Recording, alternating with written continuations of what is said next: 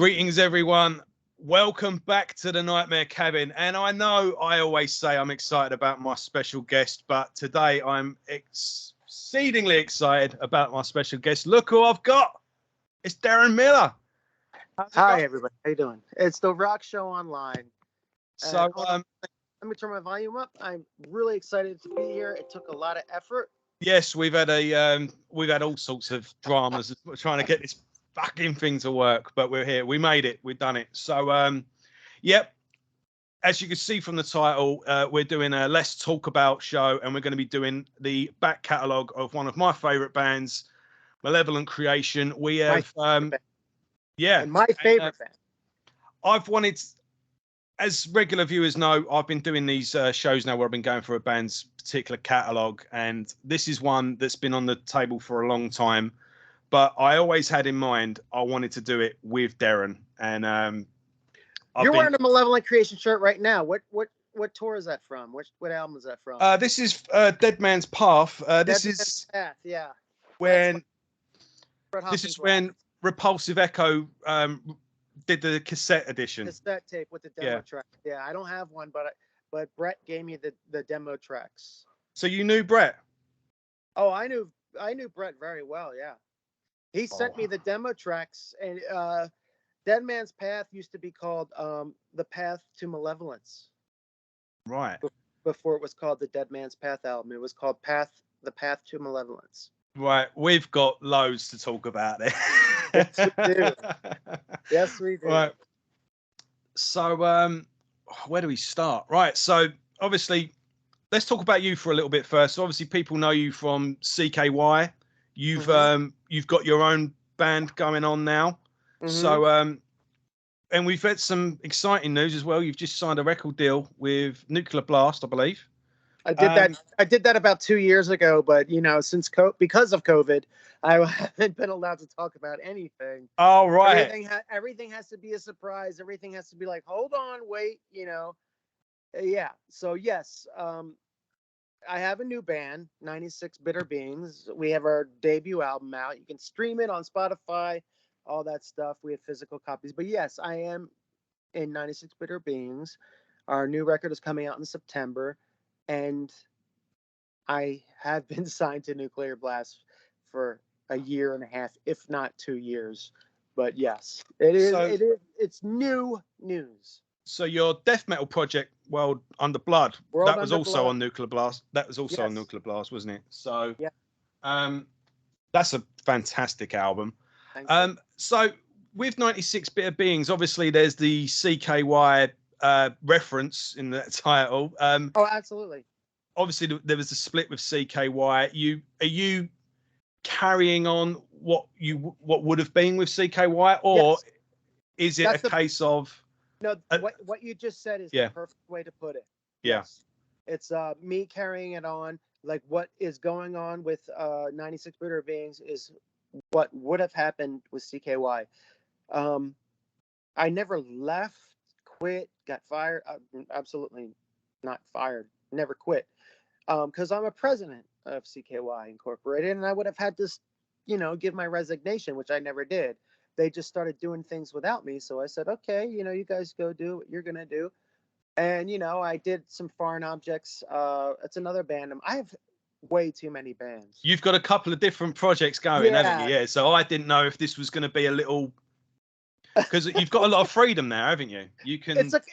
I would say, people say it's a couple different projects. I would say it's probably too many.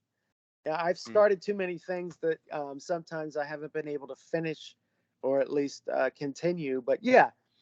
And then, I decided to revamp the whole CKY thing. But, since, I don't want to work with the other guys, or, likewise, they might not want to work with me, whatever, I have to keep going. So I started 96 Bitter Beings, which is a band that's named after the song that people know me the most for. The song that brings in the most, I don't want to say, money is stupid. I don't care about money, but it brings me the most attention, I guess, and people will automatically. It's the hit, isn't it? It's the hit. Yeah. it's associative. Yeah. That's all it is, you know. So yeah, I mean, that's pretty much it.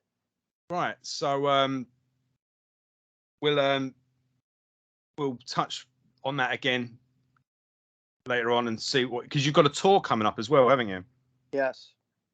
So we can talk about that as well. So Right. yeah, let's get into it. So when did you must have been there at the beginning. I jumped on quite late with, in fact, let me go into why I specifically wanted to do this with you.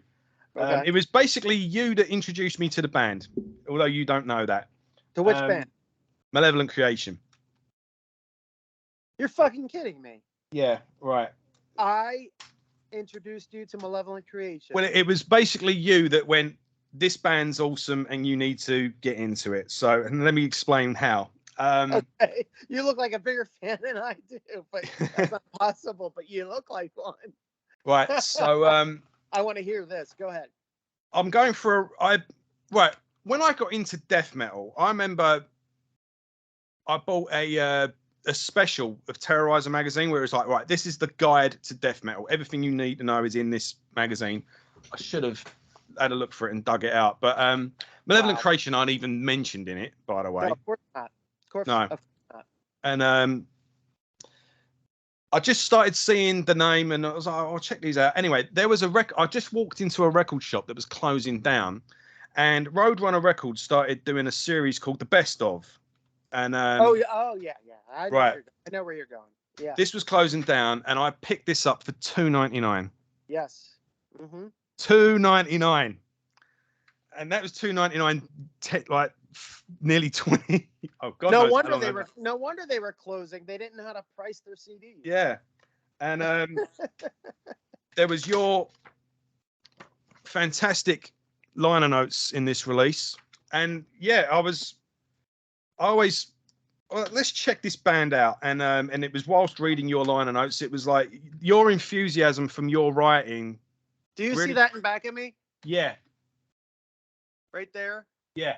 Above my daughters. That's like like an award that somebody gave. Not an award, but it's a framed. It's a CD framed. Yeah. It's a CD framed of the best of Malevolent Creation. Yeah. It's a funny story about how that CD got made. Really funny story, actually. But I never told that story. But it was very difficult to convince Roadrunner to make a best of Malevolent Creation. I'll tell you that. Really? Okay. Yes. But because I had talked about doing a best of Malevolent Creation, that's where they got the idea to do a best of their bigger bands. Right. So that was okay. So when I went to the Roadrunner office in New York, I was in New York for a different reason, and I went into the Roadrunner office and I said, this was before we eventually signed to Roadrunner. We were still with Island, so I might have been at Island Records or Universal or something. And I went into Roadrunner's office and I talked to Monty Connor, who's been my friend for years, and he handled all those bands, as you might know. And I went in there and I'm like, okay, you guys have all this back catalog that's out of print. You don't print the CDs or the tapes anymore. Can I do like a best of Malevolent Creation? And at first it was funny because Island Records owned Roadrunner for a couple of years. And this is when I went to my A&R guy at Island Universal and I said, can I do a best of Malevolent Creation through Roadrunner? And he said, you'll have to ask Roadrunner.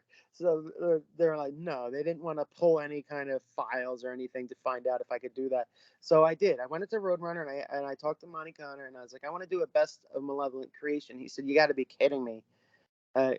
No one is going to buy that. And I was like, but if no one buys it, it won't be any worse than it not being out.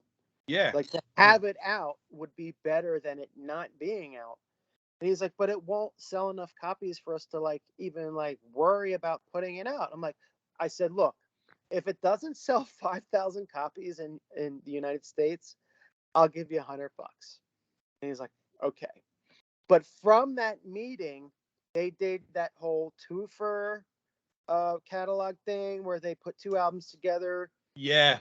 And they did, and that's where they got the idea to do all the other best ofs, like the bigger ones that they, you know, they Typo should have. Negative, Life of Agony. Yeah. Yeah, But yeah. yeah, and they weren't going to do that, except for that I came in and I said best of Malevolent Creation. So the only reason that the best of Malevolent Creation got made was because I came in and said I want to make this CD, and they said, well, wait. But not while I was there. Later on, they said, maybe we should resurrect our back catalog. Maybe we should do best of CDs for our old bands. And then, of course, the big ones like Typo Negative, DSI, Brujeria, Sepultura. There was some by Spineshank and King Diamond and Yeah. all those bands. But the first one, the one that got the whole thing started, was the Malevolent Creation one. Wow. Well, it's been worth it just to know that little factoid. So Right? moving on, I got in touch with, I started getting in years down the line, goes by now. Malevolent Creation CDs they're kind of hard to get hold of, but with Discogs and eBay and Amazon, I was piecing together the collection, and then Repulsive Echo reissued Envenomed. Yep. And then again, you did another fantastic essay for that. And again, what I love about when you write is just the enthusiasm and the passion you have for the music. I read your essays and I can go, I've never even heard this album, but I already like it. I'm sucked in.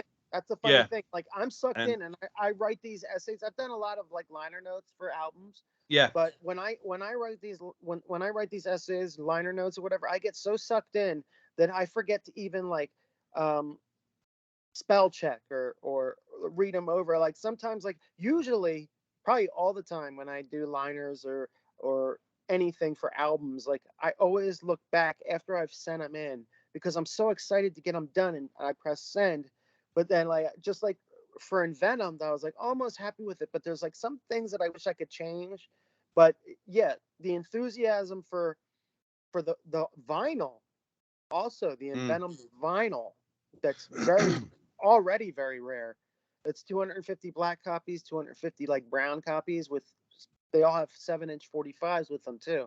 Yeah. I got to do that while Brett was still alive, and we talked about it, and it was just interesting. You know, I toured with Brett Hoffman, CKY. We brought his band down the drain on tour, and I asked him so many questions about so many things.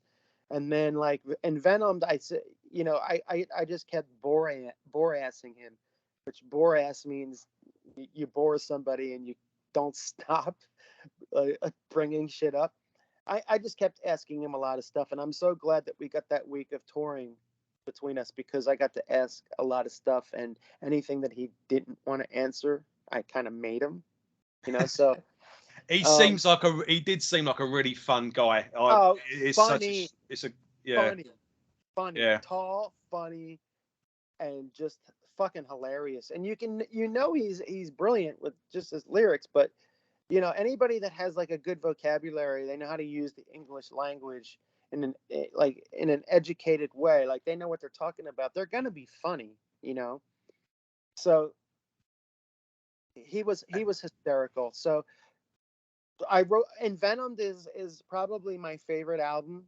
So when Repulsive Echo said, can you do this? And I was like, yes. And I might have even came to them, and I might have said, how dare you release this album without asking me? You know, like, how dare you? Like, you know, it might have been that. But I forget how it went. Yeah. I think they got in touch with me because I asked Phil Fasciana about it. He said, and I asked Phil if I could do the essay, and then he got me in touch with Repulsive Echo, and that's how that happened. Right. Well, yeah. So I read this, and then I was starting writing for a couple of different magazines and websites at the time, and then I was honoured to do the liner notes for the second reissue. You did the liner notes for Will to Kill. Yeah. Wow, that's a much better package. I was shocked because Kyle's sent me 2 copies of that. No, they put a lot of work into those. This was awesome. I was so happy to be a part of this. I did Mortar Scold's. Oh my god, we can't remember anymore. Surface. I just completely had a brain fart then. Yeah, I did Mortar Scold's Surface first, and then I did I had one job under my belt already, but when I did this, I was like, right, I've got to match Deron Miller because I've seen you do twice now. Now I'm going to be doing one. So I've gone from amazing. Don't they do amazing fucking reissues for a small amount? They're such small pressing. It's unbelievable. Yeah, they're the best. But Kyle, the singer on Will to Kill and War Cult, and he sent me those records, and when I opened up and I saw that newspaper, I was like, I cannot believe the amount of work and the attention to detail and the packaging that goes into this label's releases. It was unbelievable. It's like a newspaper and the posters and stuff. The posters you got. This is awesome. Dude. And look at that. Yeah. Unbelievable. And it's such a small run. It's such a small, limited run. It's unbelievable. I would love to know who manufactures Repulsive Echo's records, because I would like to place some orders with them. But yeah, it's unbelievable. Yeah, I did the same. I interviewed everyone involved. I was on the phone for an hour with Kyle. I'm friends with Kyle now. Mm-hmm. Some of them, Gordon was hard to track down, but I had to email him. I basically emailed the questions and he emailed them back. That's great. Dave as well. Yeah, pretty much I think we even got the engineers involved on that. That was really good. Yeah. No, I know that album is that album's interesting because it had a lineup where like maybe a couple like Gordon Sims, like I think he's kind of stepped out of wanting to have anything to do with, or maybe he can't. I don't know. Gordon I only met once, but he's kind of like not really. I don't think he's really involved in the scene anymore. So I think it's always been hard to get a hold of Gordon, because I tried to do it when Envenomed came out and when Fine Art of Murder came out. But also like Kyle, he's doing music with Gus Rios right now. He's doing kind of like a hate plow kind of band. Yeah. I got sent a demo of one track and it's sounding really good. I'm looking forward to when that comes out, and when it does, I'll get Carl on and do a thing like this on here with him, because he's got lots of stories to tell. He's another real big horror fan as well, like yourself. Like myself. And it's funny because the most interesting and crazy stories come from metalheads and horror people. And it's still like nobody like wants to acknowledge either of those scenes in a mainstream sense, but the stories are so fucking funny. But yeah, I talked to Kyle and he sent me that when Kyle and Gus are going to get together, they're not going to do anything bad. They're going to do good stuff. Oh, of course not. Yeah. It's and Gus is he's really doing well at the moment, isn't he, with Gruesome, and he's doing this tour now with the guys from Death, and they're doing Leprosy in full. That's going to be awesome. Yeah, I hope between them and Death to All, I hope all the Death albums get played in full. I thought about doing a Death tribute band, but it was like maybe 5 or 6 years ago, and I was like, man, I'll play Chuck Schuldiner, I'll be at the mic, and I'll pick the set list, and I'll have some people. But like so many other people, legitimate, ex-members and stuff have taken it on, and it's better for them to do that. And so maybe I might do it in 10 or 15 years, but it would be fun. It would be fun because I know that music. I know it really well, and it would be fun to do that. But all these people that were a part of Death are doing that, and I just, I want them to celebrate that, because I never did get to meet Chuck, and I never got to be a part of that whole scene where everybody, from Florida was, I was a Philadelphia kid and I moved to LA, so it's out of my range as far as whether or not I should do something like that or not. So yeah, but it would be fun. Yeah, no, that would be cool. Well, we're sending it out there now. Hopefully, someone sees this and someone gets in touch. So, right, we got a lot of albums to go through. So let's start with the 10 Commandments, the classic. The classic debut. Debut. Everybody's debut record, isn't it always the classic? Not always, but usually. No, that's the one that they're best known for. Like with Roadrunner, I'd say everybody's first album on Roadrunner is the classic, if you think about it. A Deicide, Sepultura, Beneath the Remains, Obituary, Slowly We Rot. They're all the classics. They might not be the first albums they do, but when Roadrunner signs the bands, Annihilator, Alice in Hell, another great one. All the debut albums on Roadrunner are always classics, and they get signed because of the demos that they made for those albums. So when you put your debut album out, like an album like 10 Commandments, I think Malevolent got started in 86, 87 or something like that. They already had a lot of the songs written, and they had a lot of time to work on those songs.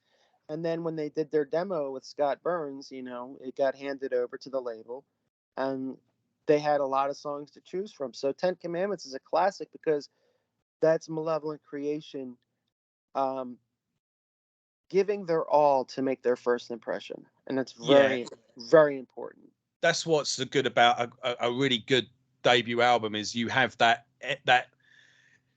just that hunger and that raw energy, because I think whether the musicians acknowledge it or not, in the back of their minds, they're thinking this is might be my only chance. Right. So they're throwing everything in and they're doing everything. And there's that naive, they're always throwing everything they've got at the wall and doing the best they can. And there's just that, I don't know how to describe it, but it's always on a really good debut album. But we'll go for the lineup of this, because there's a lot of lineup changes throughout Malevolent's catalog. Yeah. So we've got Mark Simpson on drums. This was his only album with the band. Obviously Brett Hoffman on vocals, Phil Fasciano on guitar, who will be the main member who stays through the band all through the albums. I can't pronounce this guy's surname. Jeff Jasekowitz, I think that is. And Sekovich. Yeah. I don't have the album in front of me. And Jason Blakovich on bass, who is going to be a regular. Blackowitz, sorry. Yeah, I kind of just know him as Jay Black. So Jay Black. And also on this, Lee Harrison from Monstrosity is actually in the writing credits for 2 songs. I've just got it noted here. Remnants of Weird Decay and Decadence Within. He wrote the riffs for, because Lee Harrison was an original member of Malevolent Creation. Yeah, and then went on to go form Monstrosity. Well, I think because of Malevolent Creation, Lee went on to do Monstrosity, because like Jeff Juskowitz and Mark Simpson and like John Rubin. I have a copy of the 10 Commandments that has John Rubin's guitar solos on it. Oh, and it's all instrumental. Some of them have scratch vocal tracks, but it's all John Rubin's guitar solos. So John Rubin was in the band when they were recording the 10 Commandments. But like bands, like the leader of bands, and it's obviously Phil and Brett, they get nervous when they get their one chance. They're given a budget, they're signed to a record company. It's worldwide, it's international or whatever, and they get nervous. And anybody that doesn't feel like that they're giving their first record the attention that it deserves, because it is literally their one and only impression. If it doesn't work, they're gonna have a hard time Mm. rebuilding that buzz and moving forward. So Rick, or I keep saying Rick Rubin. John Rubin, who was a huge part of Malevolent Creation. He was part of the Ten Commandments lineup, as well as Lee Harrison. But because of all the things that happen when you're demoing and recording your first record, it ended up being Jeff and Mark Simpson, who didn't stay long at all. Yeah. At all. I mean, from the stories that Brett told me, there was a situation with Jeff Juskowitz or whatever his name was. I think we were like just making fun of it one day, and I'm like, what was his last name? He's like Juskowitz. I just called him Juskowitz. But apparently, like Brett and him got in a like fist fight or something. But like these guys weren't like permanent. They were never, it wasn't supposed to be like permanent members of the band. I think it was just, every band wants to, every band wants to give their record company the feeling that they've got a stable lineup and everything's going okay, and they want names, but it's not always like that. So Yeah. Especially back then, a lot of bands were just one person, and then they would just add their friends' names to make it look like they're a band when they're releasing their demo, and then if by God they get signed to a label, they actually have to get a band. But that's how it was back then. Yeah, I think what's really special about this album is it's still, there's certain albums that's kind of have one foot still in thrash metal and one foot in death metal, because thrash kind of evolved into death, didn't it? It was faster, heavier, more technical, and then it just became death metal. And if you get like bands like Demolition Hammer, I think the first Cannibal Corpse album as well. Actually, I love it. Yeah.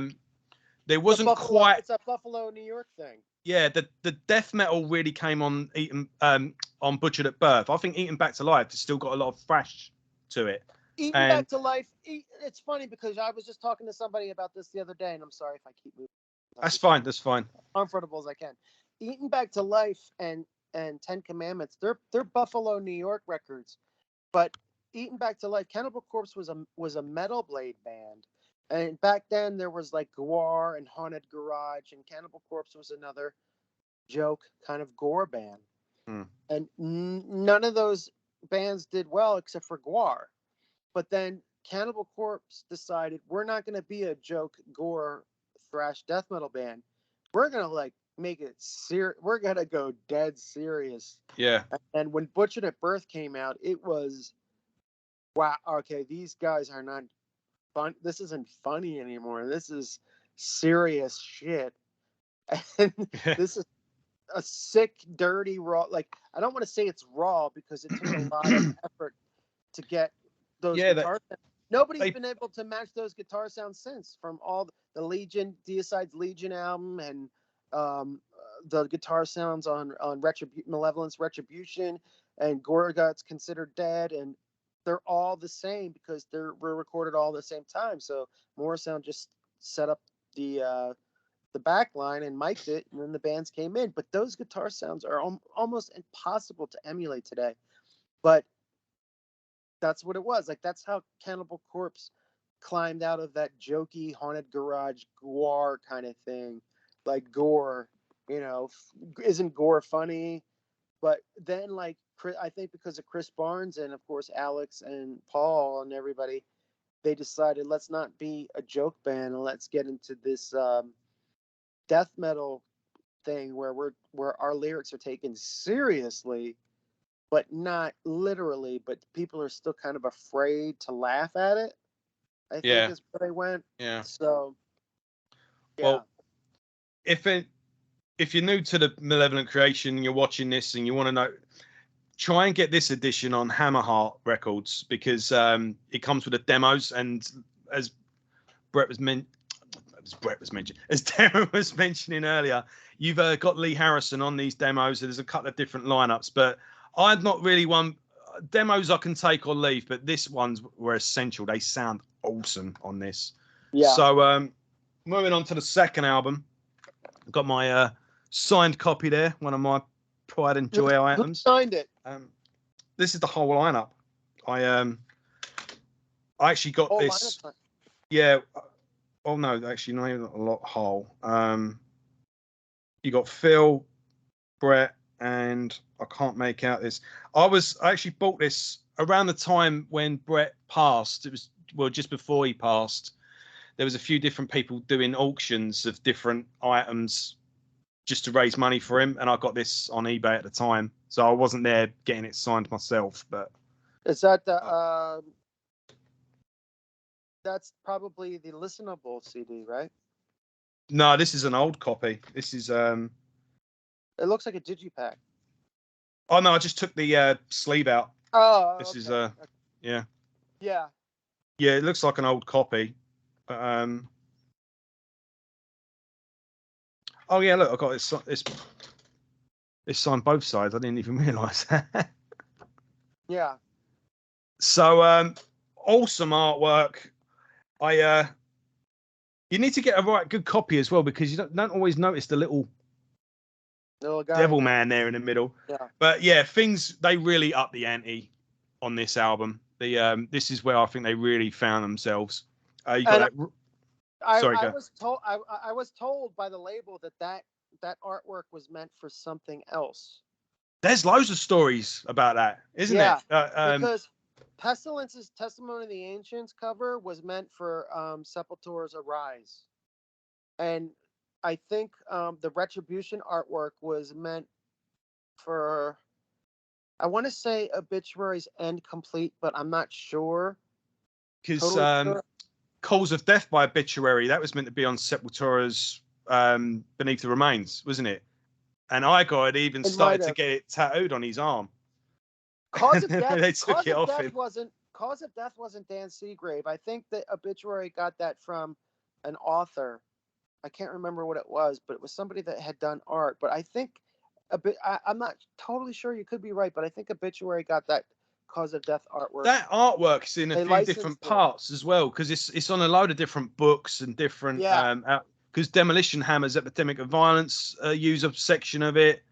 Yeah. Oh, there's another one. Fucking Meatloaf used it on one of his singles as well. Yeah, so it's a very popular piece of art. So I think that Obituary might have sought it out. I mean, it could have been used.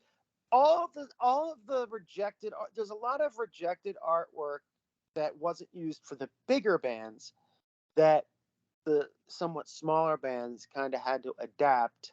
Like Pestilence had to take Sepultura's rejected artwork. And I think Retribution is, I could be wrong, but I think Retribution was not the artwork that was planned for Retribution. It was supposed to be a bigger Roadrunner band's cover. And then when that bigger band said, nah, we don't want that, it became Retribution. Yeah, okay. All right. That's another cool little factoid there. One thing I want to mention about the... I forgot to mention with Ten Commandments is you got the opening track. All the tracks are awesome, obviously, but I think that one thing they don't really get a lot of credit for is Brett's spoken word passages. Oh, yeah. He's really poetic, and that voice, man. Voice. And you kind of get the same sort of atmospheric introduction with this, with the keyboards. I always thought that was really cool. That sounds like something straight out of a horror film soundtrack. The beginning of that ding ding ding. Yeah, that's from a specific movie. It's from. Oh, is it? Henry, Portrait of a Serial Killer. Oh, is it? Oh, yeah. I've never seen Henry the Portrait. Oh God, yeah. The intro music for Retribution, Eve of the Apocalypse, is the music from Henry Henry Portrait of a Serial Killer. All right. Well, I think Roadrunner might have licensed it from. I'm guessing that's one of those things everyone knew except me, and I now look stupid. It wasn't written for Malevolent Creation. It was yeah. taken Henry I Ford, serial killer. Yeah. I know of the film. I just never. It's, you know, when some films they just don't come up on you. I didn't know either Yeah. until I got a DVD of it, and I never no one ever told me, but I got a DVD of it like years. This is like a decade ago, and I put the movie in. I'm like, everybody's talking about Henry, Portrait of a Serial Killer. I put it on, and I hear bit, bit, bit, bit, bit, bit. So yeah, it's not a Malevolent. Unfortunately, it's not an original composition, but Well, it makes sense, doesn't okay. it? Well, Eve of the Apocalypse, I think, is one of the best death metal songs ever. And that classic absolutely. chorus, "Worlds collide, the weak step aside," fucking Yeah. awesome. That's I why would. it's track one on the best of. I mean, there isn't a note out of place on this, is it? It's just perfect, fresh influenced death metal. I mean, I would even argue this could be considered as the reigning blood of death metal. Yeah, It's there. perfectly It's a short condensed. album. It's a short It's a very short record, and there's 9 songs. It's padded with some stuff, but it doesn't. I think legally it had to be padded to make it to 32 minutes or something. But there's no skip. Yeah, Rain and Blood I think is 29 minutes or something like that. Yeah. So, but I think legally, like Roadrunner wouldn't accept a 29-minute record. So yeah, there's padded stuff on there. There's intros and all kinds of stuff, but there is not one bad song on Retribution or 10 Commandments. I wouldn't skip anything. If I was listening to those records all the way through, wouldn't skip a track. Yeah. So we've got neither would I. It's a perfect album. But yeah, obviously you got Brett, Phil, and Jason are back on this, and also we've got the addition Alex Marquez. Alex Marquez. Holy shit. I think Alex is one of the most underrated drummers as well. I mean, I've got everything he's done here. He is. Yeah. He's underrated because I don't think he has enough recognizable work under his belt, but the work that he has done, he's my favorite drummer because he's a drummer that doesn't just play drums and then tries to like work with the guitar players and the singer. Like he knows music. He's an amazing vocalist. He knows riffs. He knows how to make complicated beats, not just complicated, but beats that complement complicated parts. So he knows how to listen to riffs, and it's very rare when a drummer knows how to play drums to a riff that isn't just playing a beat and then letting the guitar riff go by. So Retribution ends up being almost all about the rhythm and the drums, because since the guitars are so distorted and they're very Butchered at Birth, Considered Dead, Gorguts, Deicide Legion, they're very hard to make out exactly what they're playing. That because of that, it's the drums and the vocals that make Retribution so memorable. And it's the rhythm of the riffs. It's not really the notes of the riffs. It's just like the rhythm of what's going on. So it's not as much like a melody or a riff you can remember, or like did it, multiple, like did it. It's more about the rhythm, like the rhythm of everything, because a lot of the guitars on that record are so distorted, it's hard to make out what the fuck they're playing, but because of the drums and the vocals, you don't notice that. So it's just so chaotic, and it's chaotic. It has that thing of one thing could just derail the whole. Right. But it's controlled chaos. I want to give Alex, obviously he's Malevolent Creation. He's also known for the work he did with Solstice, Resurrection, but a lot of people don't know this album, Sargon in Contempt. Check this one out if you haven't. It's Alex has done so many amazing albums, and all you can say is that he hasn't been fortunate enough to be on stuff that he's been given a lot of credit. Like he's a session drummer. He was hired to do a lot of session material for Demolition Hammer and Divine Empire and all that, but he was always a member of Solstice, and he was a member of Malevolent Creation. He took it over for Mark Simpson almost right away. So he was supposed to be a member of Malevolent Creation for for as long as they were supposed to go. But then Rob split and went to Cannibal Corpse, and That's one thing I forgot to mention as well. Obviously, Rob Barrett joined the band. mm-hmm. Whatever happened to him? Yeah. Rob Barrett joined Cannibal Corpse, and then left Cannibal Corpse to come back to Malevolent Creation for the Yeah. Final Murder, and then went back to Cannibal Corpse. So Rob is with Cannibal Corpse still to this day. Oh yeah, and, I was joking when I said yeah. oh yeah, okay, yeah. Rob's been in Cannibal for 20 years. Many a successful musician has got their first start in Malevolent Creation, but we'll get Yes. to that when we get to it. Yes. So Bill would yeah. love to hear that. Yeah, it's true. So yeah, we'll move on to Stillborn. Yeah, so Rob leaves the band at this point, doesn't he? And Yes. who takes over? Is it John? John Rubin comes back. John Rubin's back on this one, isn't he? Alex is still on drums. Alex is barely still on drums. Yes. Yeah. Now this is a bit of a controversial one. A lot of people talk about the production. There's a bit of a messy backstory to this album. In fact, by the sounds of it, it sounds like a miracle that this album even got made at all. But I know the entire story, every single detail. Are we going to dish the dirt? Yes, there is no dirt. That's the funny thing. I don't have to say anything bad about anybody. No, I don't think it was anything like that. It just seemed like it was just a real poxy time, and yeah.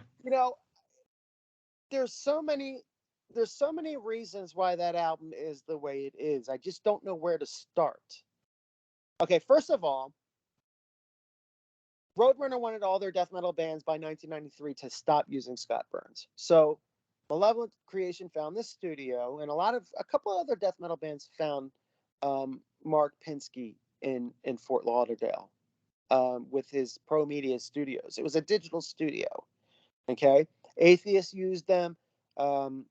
Demented Ted used Mark Pinsky, and so did Malevolent Creation, because not only did Roadrunner encourage their death metal bands, because they were like, this death metal's either going to die or it's going to keep going, and like, let's just get out of Morrisound. So they try to get everybody out of Morrisound, and it's a funny thing is the bands that stayed at Morrisound survived on Roadrunner for a few years after that. But all the bands that left Morrisound, all those 1993 records were different. But the problem with Pro Media Studios and Mark Pinsky is that it was digital recording. It was not recording on tape, 2-inch tape. So it's a very, very early form of Pro Tools, I want to say, because it did end up kind of being like Pro Tools, but the masters you put on, I recorded digitally and really early on before, and you end up with a VHS tape, ends up being the master.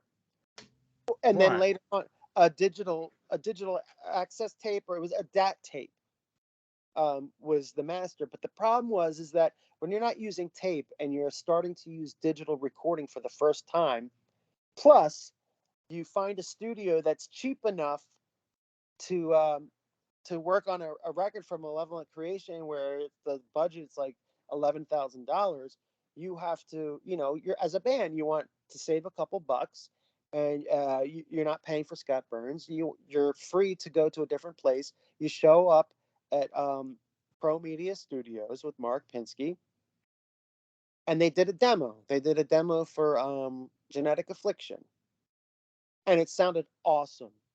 And the guys at Roadrunner were like, well, we don't want you to use Scott Burns, but whoever you do use, please like record a demo for us so we know what it sounds like. But the demo for Genetic Affliction was amazing. And it was like, okay, we'll let you guys work at this studio.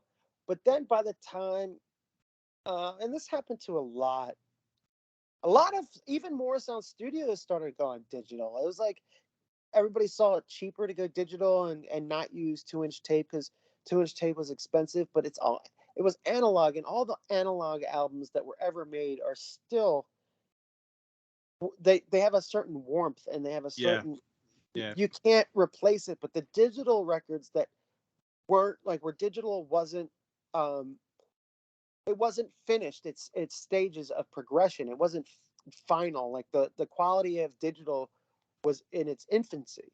So, Stillborn and Atheist Elements and Demented Ted's Promises Impure, and even Cynic's Focus and Death's Individual Thought Patterns, they were all digital. Even at Moorsound, they did digital. That's why those albums don't sound very good. But for Stillborn, if we're talking about Malevolent Creation, Pro Media Studios, Mark Pinsky was not a metal producer. He didn't know anything about it. So he was like, he worked with Frank Zappa and Yeah. stuff like that. And I think, once they had like said, let's use this cheap digital studio that makes good work, they did our demo. Once they got in there with Mark Pinsky, they the band was like, just, they were in their hometown pretty much, and they were just partying and like that. Nobody was really aware that an album was coming up. It's kind of like when you know that you're doing a record, you're going to have to, back then, you know that you're going to have to pack up your stuff and you have to get ready and you have to make sure everything's rehearsed and you go out there. But for them, it was in Fort Lauderdale, which is where they live. And they, things were just not happening. Crazy Larry Hawk was supposed to do drums on Stillborn. And I think he got an ultimatum from a girlfriend. You stay in this band, I'm going to break up with you. But there are Crazy Larry Hawk drums from Stillborn, which you can hear on the demo for Genetic Affliction. But he did do drums. He did do the drums for Stillborn. And then when they went over them, they realized, okay, the songs have changed a little bit. We don't want to do that anymore. They had to scrap them. And this is like 3 or 4 years before Larry died. Yeah. So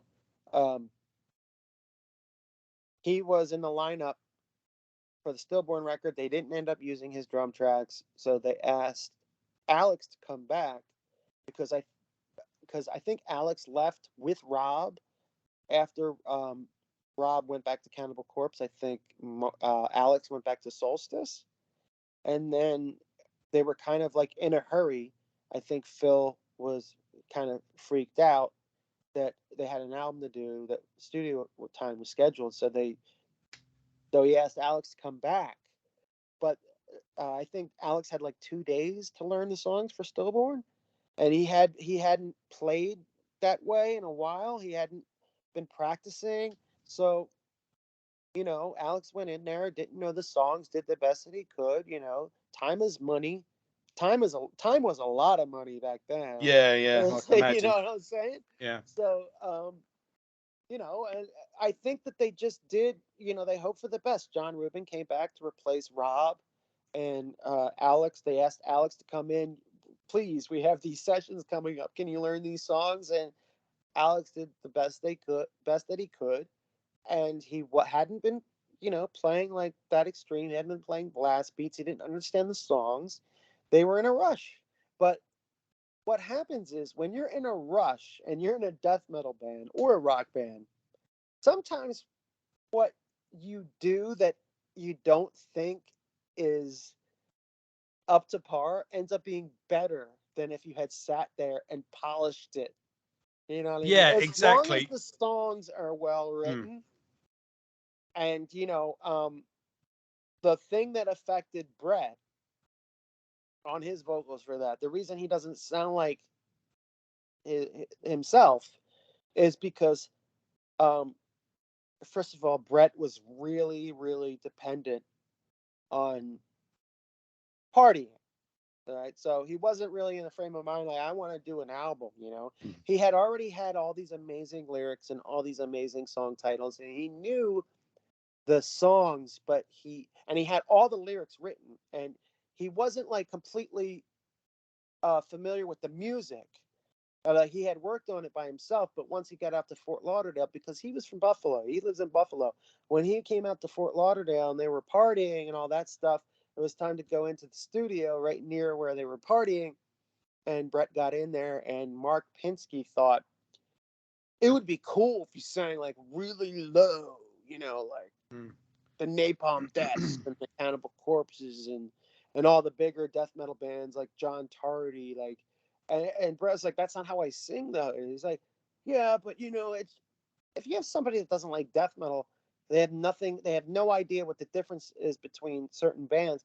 Of course you're gonna get somebody that's like, do it scarier, like do it Yeah. low, He's like, but that's not what I do, But the pressure of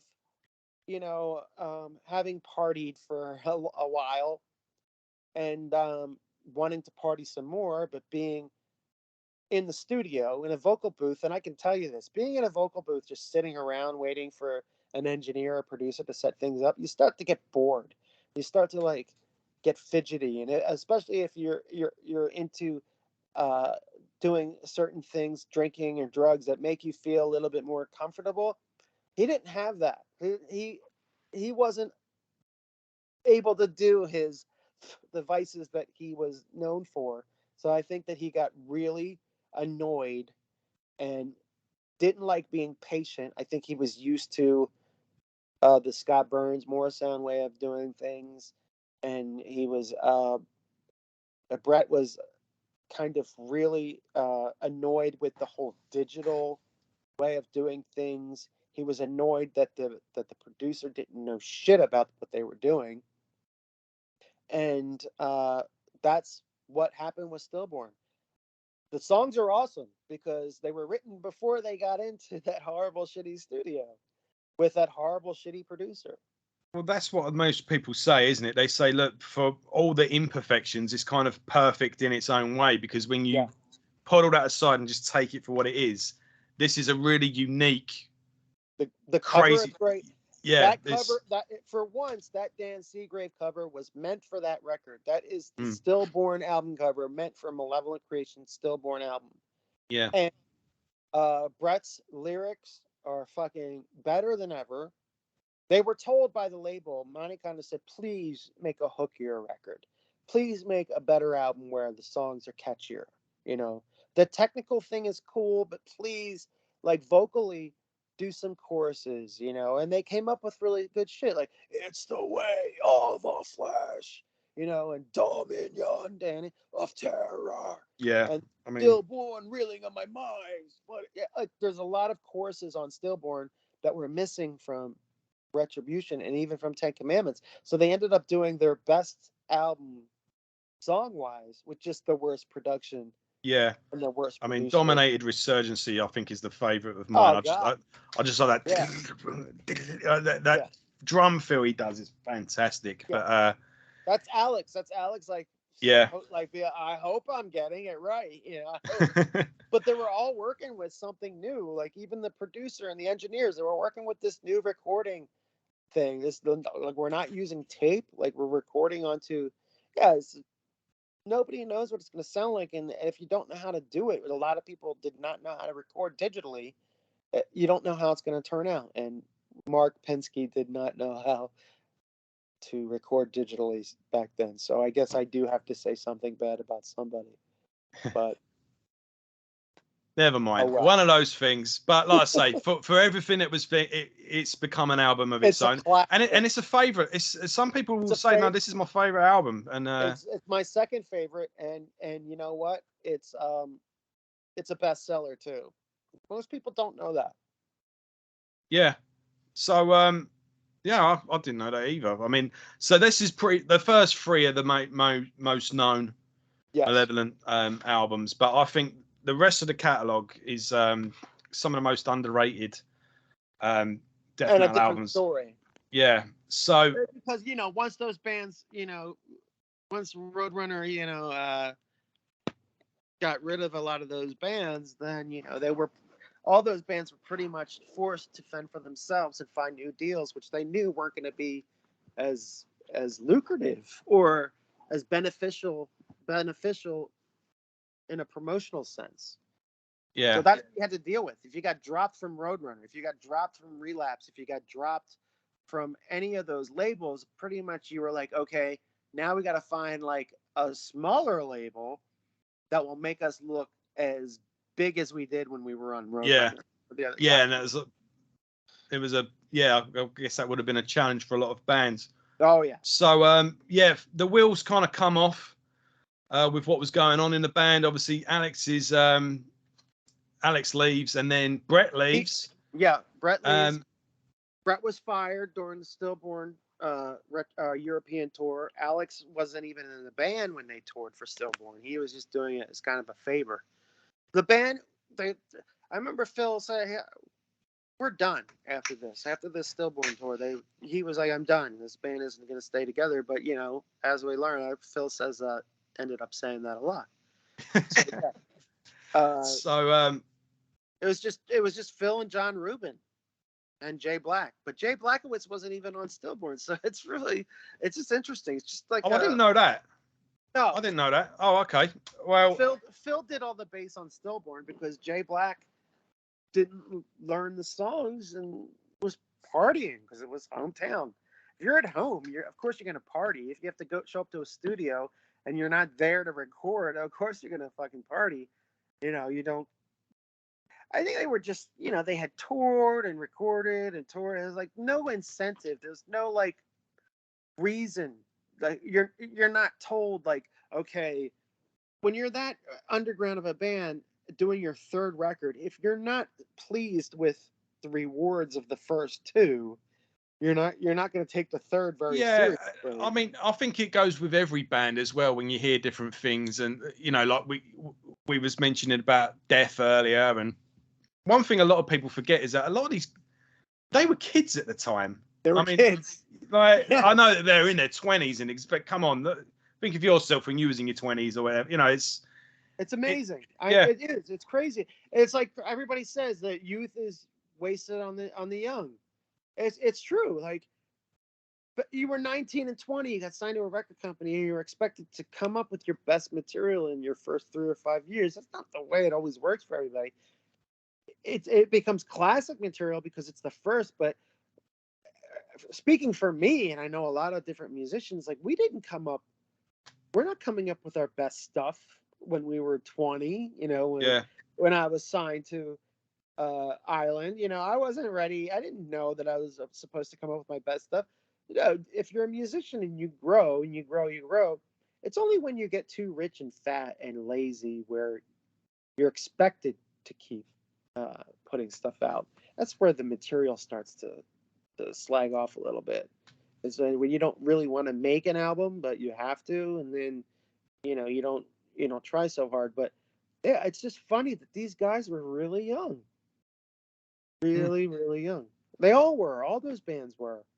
Yeah, it's amazing what they came up with, really. Yes. So let's move on. We've got so Jay back on bass and now has stepped up on vocals as well. You've got John Rubin and Phil back on guitar. Dave Chorus is on the drums, and we get the infamous Eternal. Yeah. And we it's a darker album, isn't it? Darker. It was kind of revenge. Bit more of a groove, bit more groove orientated as well. Groove orientated. It was kind of like, to me, no one's ever told me, but I can hear in that album that it's revenge against ex band members. It's revenge against Roadrunner Records. I think they were trying to show that they could be they were, but I think they wanted to prove to Roadrunner that, hey, we can be a band that sounds like something that's going on now. But of course, budget restrictions, you end up with Eternal, which is, I think, recorded at Criteria, where drums were done for Retribution. It was the whole album was done at Criteria, and they produced it themselves, which maybe they shouldn't have. Maybe they would have ended up with a better sounding record if they had a producer. But budget limitations, they might not have been able to hire a producer. But even though the fact that they produced it themselves, it's better off. Yeah, I think this sounds great. Yeah, no problem with the sound for me. I mean, and songs like Alliance or War, Blood Brothers. That, I mean, even on the the tour before the latest tour, they even opened with Alliance or War. Yeah, and no, there's no skip songs on there either. You don't skip any of those songs. The first 4 Malevolent records, you don't skip any songs. It's crazy. Maybe on Stillborn I might skip Ethnic Cleansing, but that's it. I mean, Yeah. out of 4 albums, I might skip the song Ethnic Cleansing. Yeah. That's about it.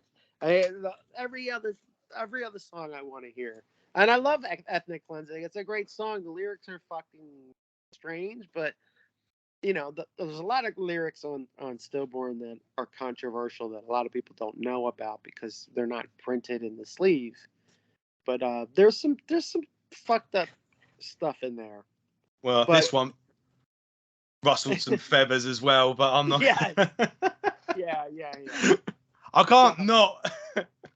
Let's just say Jay Black said things a little bit too clear. Let's just say, if you know, you know, and if you don't, I'm not going. You can find out yourself. So shouldn't have been in there, but yeah, both albums, Stillborn and Eternal, and there's just the way it is. 1990s thinking, I guess, is not a good idea. Never was. Yeah. But I think it's a good, you know, the band. It's a different sound, but it's a great continuation of what they did. And again, it's more choppier. There's a bit. It's still blast beaty and technical and all the rest of it, but there's a bit more emphasis on groove, and it's just a real dark atmosphere on there. And the drums are really raw. Like Cole Ross was a really good. Like the drums are so raw.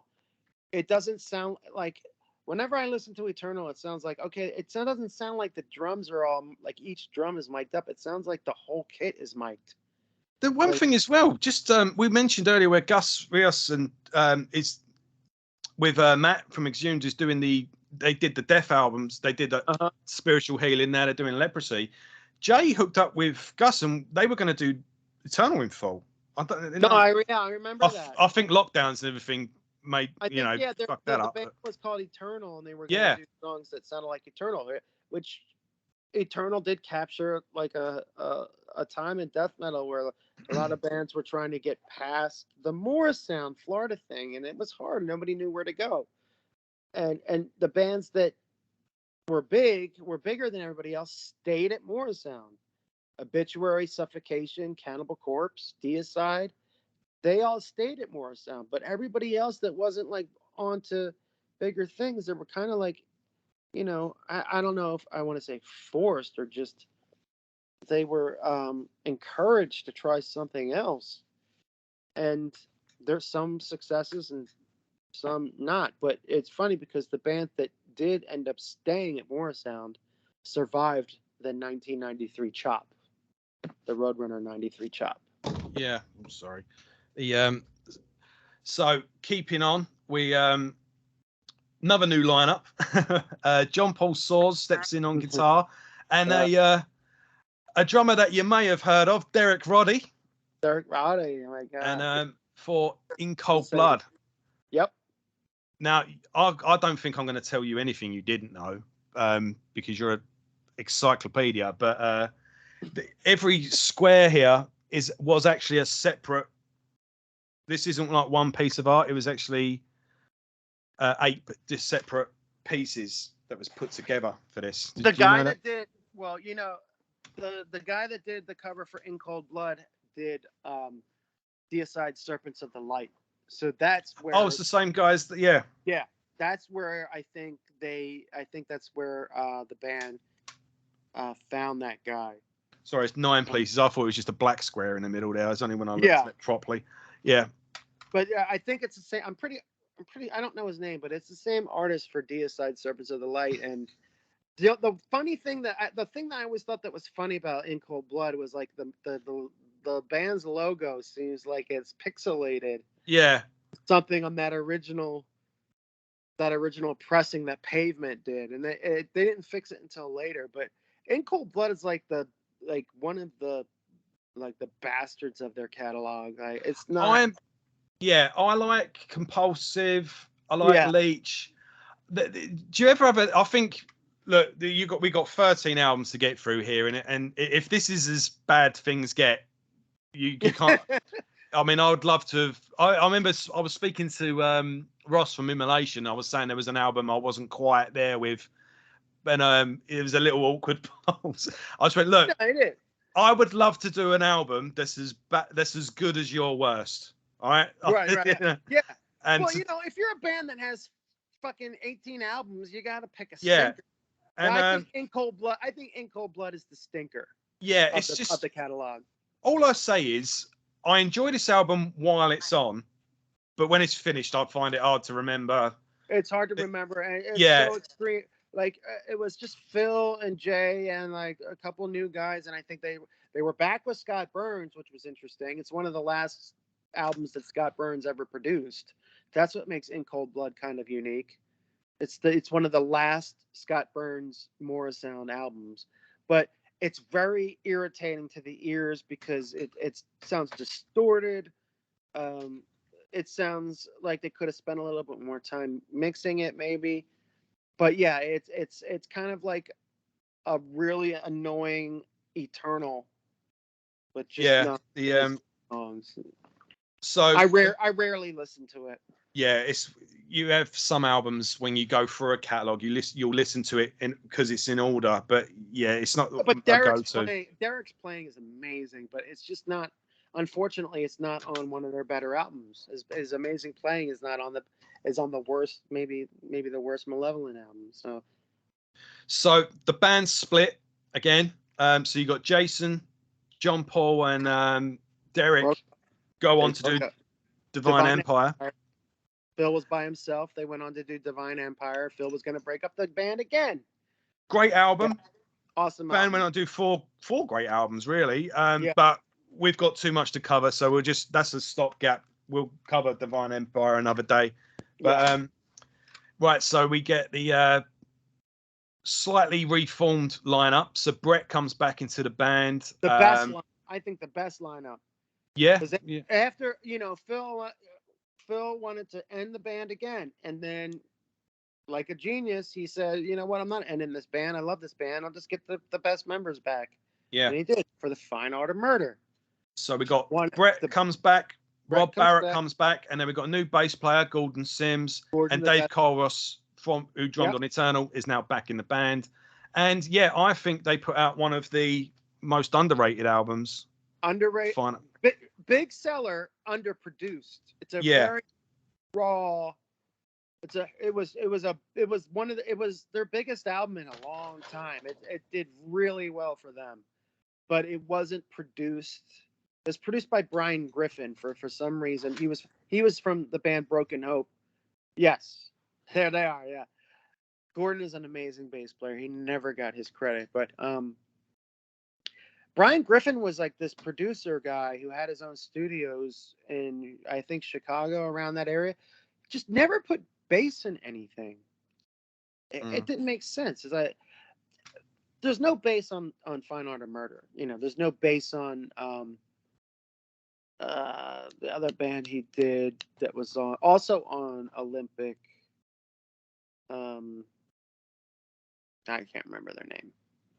He did it. Brian Griffin produced and mixed a few records, and he Fine Art of Murder is not his best production. There's no bass, but you know what? It doesn't matter because the songs and having Brett back and Dave on drums and Rob, To Die Is at Hand, Manic Demise, Bone Exposed. Well, this is quite I think this album's quite experimental because they try different things on this. I mean, they really go along with the spoken word things. Comes back again. The post-spoken. The title track, Fine Art of Murder, is actually quite doomy. It's got keyboards in it and stuff like that. And then you've got a track like Day of Lamentation, where I say it, they really went on they go melodic. That's the only I to this day I think it has to be the only death metal ballad that has acoustic guitars over death metal vocals. I always wonder if they'd done more of that though, because I think that's a really good song. And I know it's not quite Malevolent, but I think it was Brett's idea that they try something new, and I think Phil was like, okay, and that's it. I mean, I think that Day of Lamentation was the result of Brett coming back into the band and being excited to be in the band again, and just saying, why don't we try something different? Let's write like what if we did a death metal? Like I can hear his voice. Like, what if we fucking did like a death metal ballad or something? And that's what Day of Lamentation is. So, and I love one of my favorite songs on there is Scattered Flesh, which comes after the ballad. Which is funny because you'd think they'd close on the ballad, but no, Scattered Flesh comes on, and I wish that was in the set, you know. That's the palate cleanser after the. Yeah, it's interesting. I love that song just because it happens after, and it's short, but it's a classic. Like Bone Exposed is my favorite song on there. Manic Demise is my favorite. God, Fine Art of Murder, Die Is at Hand, Instinct Evolved. I love that. I think Rictus Surreal. I love Scorned. The only I love all of them. The only thing I could say that, to be honest, the song I always skip is don't even remember the name. Let me get my vinyl out. Hold on a second. I should get most of them out because I should have been showing them this whole time. I bet you've got some cool stuff as well, and I've been showing mine off. So show me yours, and I'll show you mine. The Fine Art of Murder vinyl. Yeah, nice. The one song I don't like is Fracture. Yeah. Which one's that? Oh, that's far into the album. Shallow shall never be happy. Beat out the weak, beat out the sad. Yeah, I'm not a fan of that. Gus Rios wrote some songs on there. Dissect the Eradicated. I wasn't aware of that. Yeah, Gus writes music too. I think he wrote music for Purge and Dissect the Eradicated. But Mass Graves was Brett's favorite Malevolent song. Yeah, I didn't realize he was involved so early. I thought he came in later. He got involved, I think around 97. Gus was just like a kid hanging around. I don't know the whole story, but it's interesting because we were talking about Fine Art of Murder, and I asked Brett, what's your favorite Malevolent Creation song? And he said, Mass Graves. So of the entire history of the band, he picked Mass Graves as his favorite. So that's an interesting little, yeah.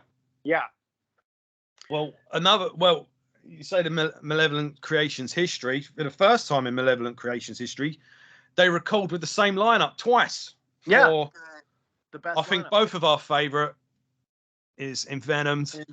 I mean, much like with Retribution, again, length kind of disqualifies it, but in terms of just condensed, pure, every note is in its right place, and it could all just derail at any second. It's funny because Envenomed has almost the same exact lineup as Retribution, except for, it's got the same head guys. It's got Brett, Rob, and Phil, but it's completely like it has Envenomed and Retribution have nothing to do with each other at all, And that's the vinyl version. And, I was just saying it. I think this could be another qualifier for the Rain and Blood of Death Metal. That's what the comparison I was making with Retribution. But Travis Smith, who did the artwork for that Envenomed cover, who I use for all my art, my records, did Envenomed. And the reason that they changed the art for the album and CD re-release is because Travis couldn't find the original art. Yeah, I heard that. Yeah. and B, they were kind of like, oh, it's outdated. It's like the crab lobster cover, so. I think I've seen a photo of you doing a live gig where you're wearing a long sleeve. I did. I still have it. The Envenomed tour shirt. Yeah. They sent me, somebody sent me that. Probably Phil or his manager Scott sent me that Envenomed shirt while I was on tour, and it was right after Brett got fired again. But Envenomed is definitely my favorite Malevolent Creation album because finally it's well produced. Brett got back to screaming and doing long screams. There are no screams on Fine Art of Murder. It's just lyrics, and the lyrics are finally back. Screams are back, and Venom is Malevolent Creation, like almost like a reunion record, which kicks ass. Most reunion records are not great, but yeah, I mean, that's one thing we've not mentioned is the way Brett could just get that scream and just hold it. Yeah. Well, it doesn't even hold it. He holds it, but it just goes, yeah, and it just opens and opens and opens and opens.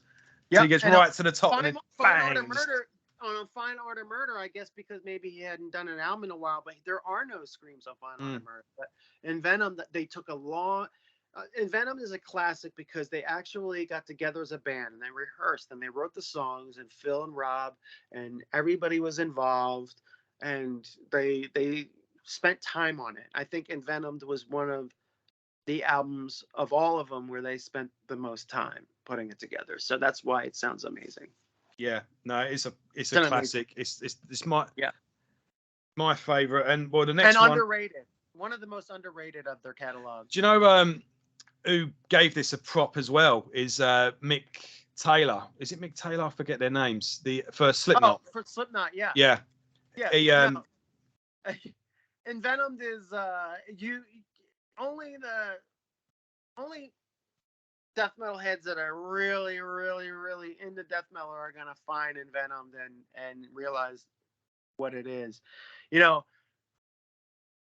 other fans of that kind of music kind of find stuff that they've heard of or whatever. But when Envenomed came out, it was not hot on the trail of something that happened before. It was just in the US, it was Phil's own label. You know, it didn't have proper distribution. It was almost not even officially released. It was just put out there.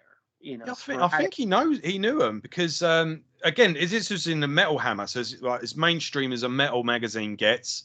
And he picked his 5 favorite albums, and he picked that.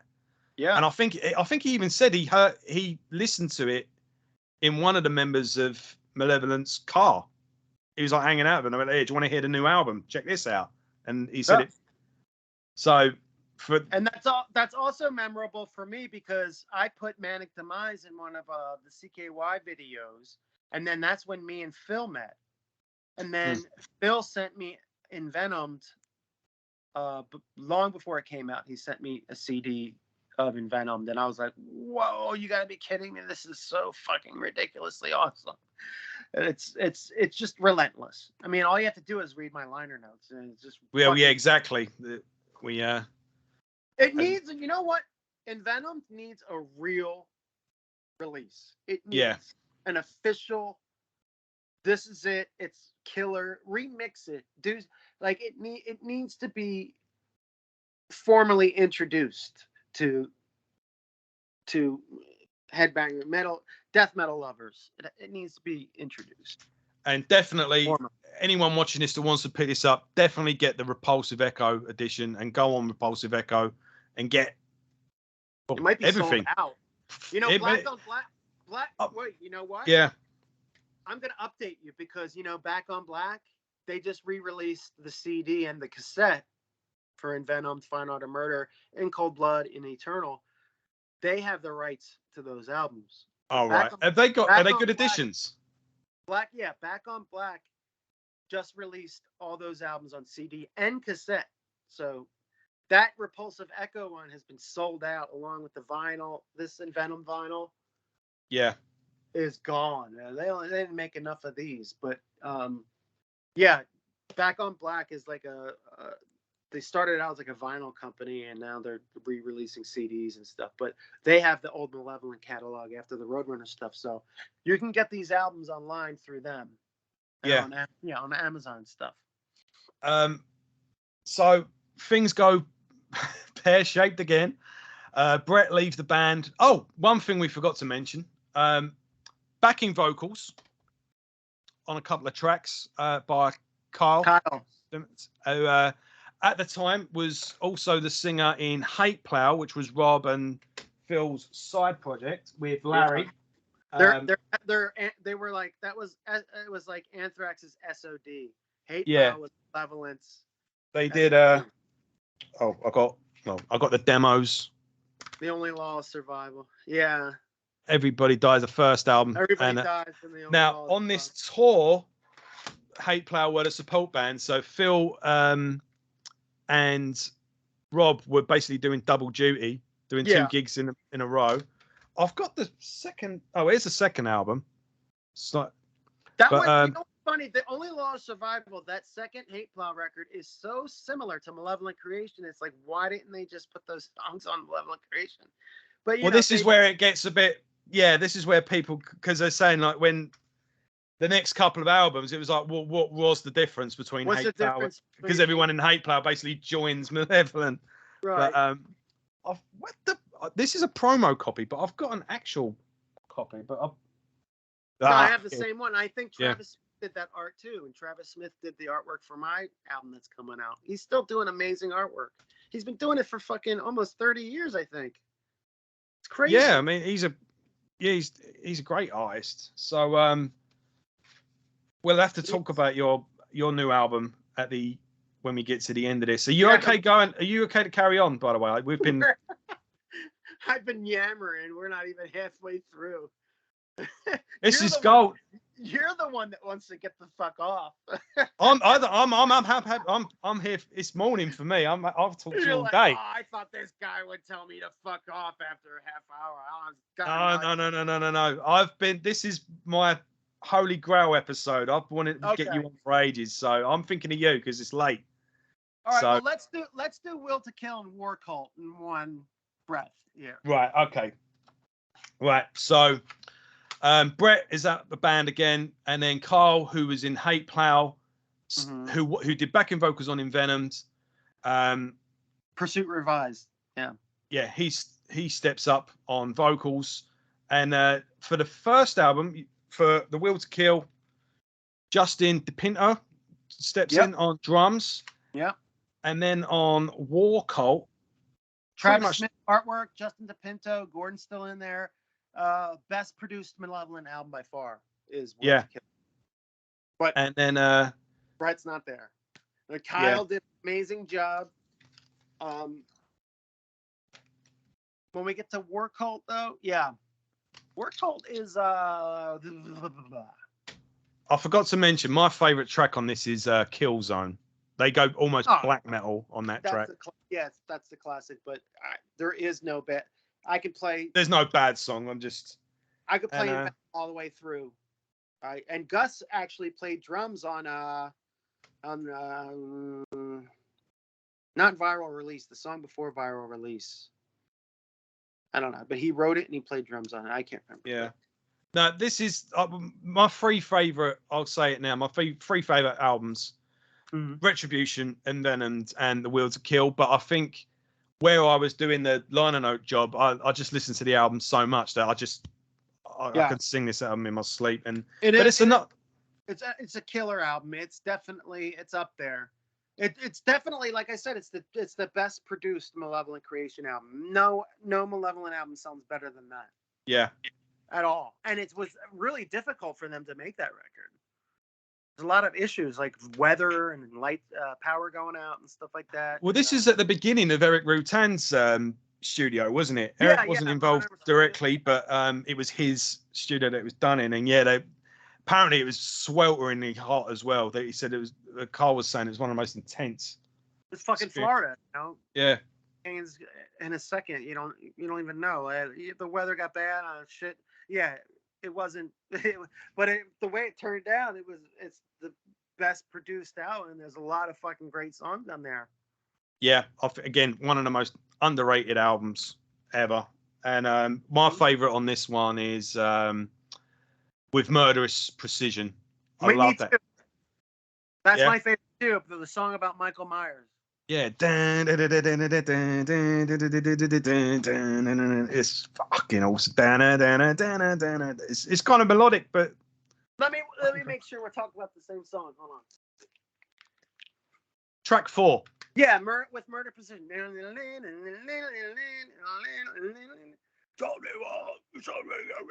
Yeah, it's about Michael. It's about Halloween. It's about Michael Myers. I didn't know that. And James Murphy plays lead on Assassin Squad.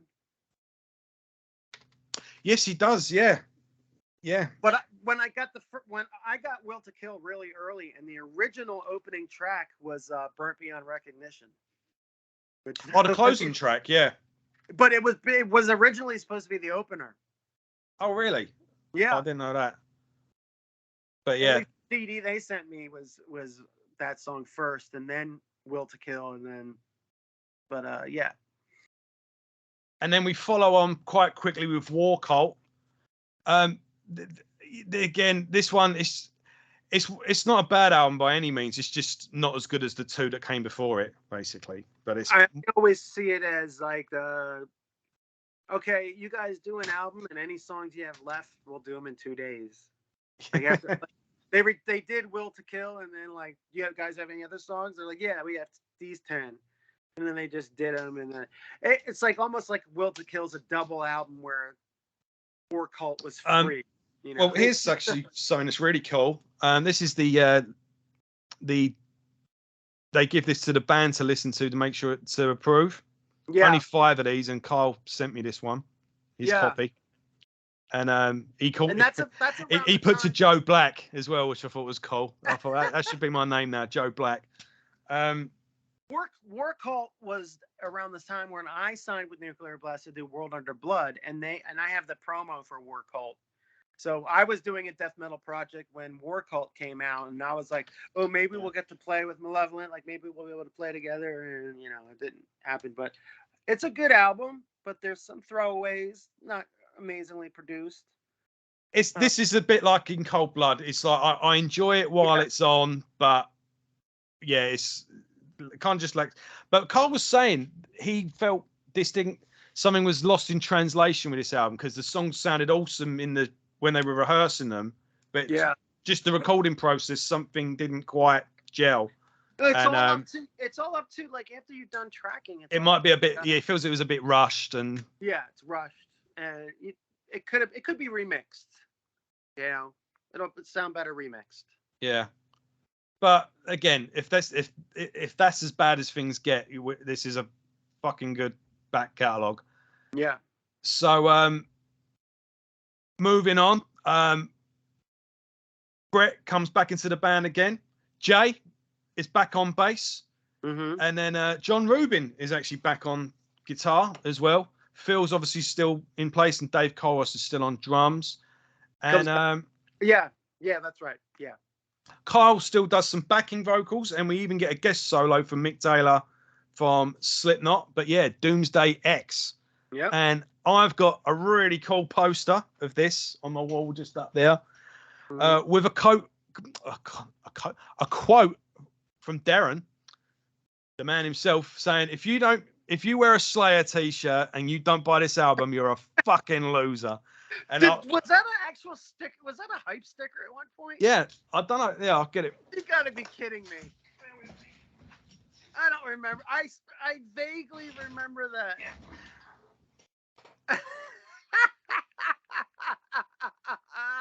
Oh God, I can't believe I don't have that. I don't have that.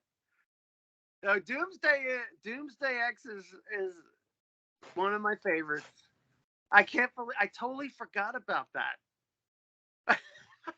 Yeah, man. So you've got the best of Envenomed, and then I think, and I don't think there's a better advert for any album.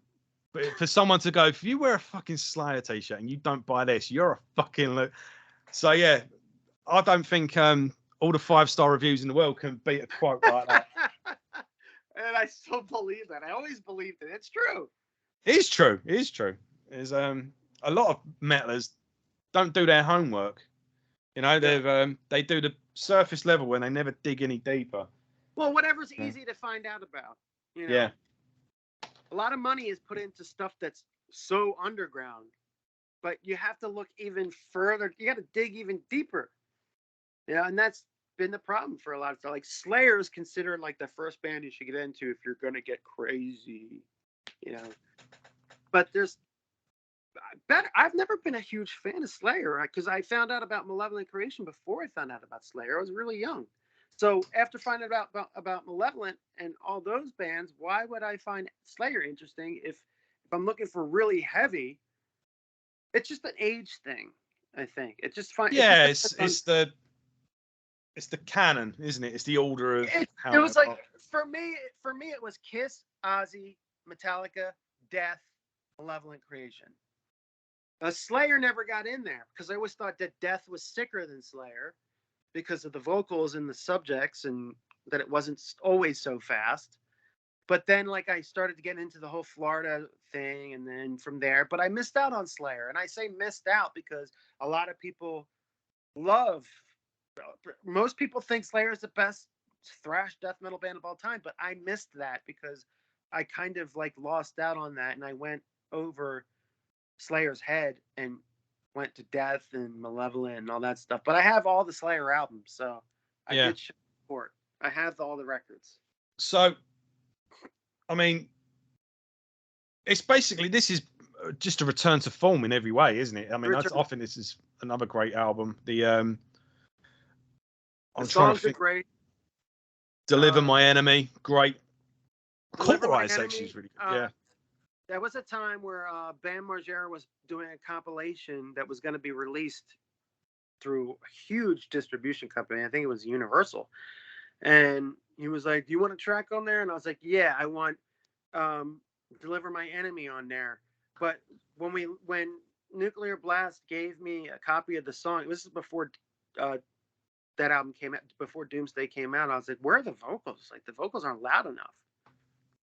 And okay, and Nuclear Blast was like, "Okay, we'll bring them up a little bit." And they tried to remaster that song so that the vocals were up, and it was like this album, like Brett's vocals are not in it. So if you listen to the version that's on that Bam Margera compilation, it's a little bit different.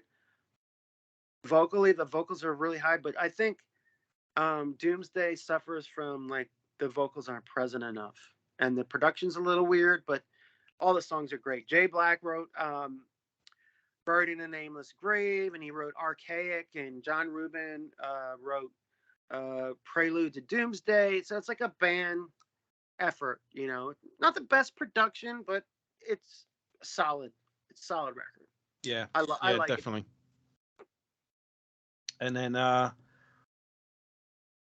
this is the special album for me because this was my first. This is the album where I jumped on board. Like, you know, everyone has a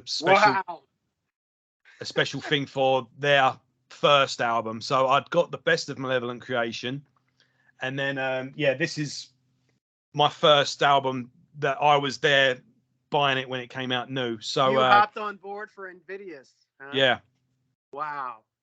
So so Brett is still on vocals. We've still got Phil as always. New addition to the band, Gio Garassa, I think it is, on guitar. Jason's still on bass, and Gus Rios, who's done a bit of work with the band in the past, but this is his first studio album. Yeah. Produced by the almighty Eric Rutan. Yep.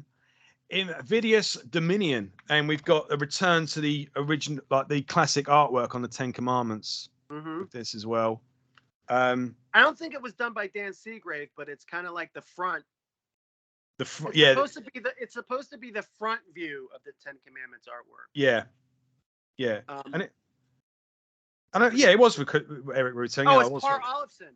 Par Olofsson did that artwork. He's the same guy that did the artwork for One Under Blood. Yeah, Par Olofsson did that. Oh, right. So he did. Yeah.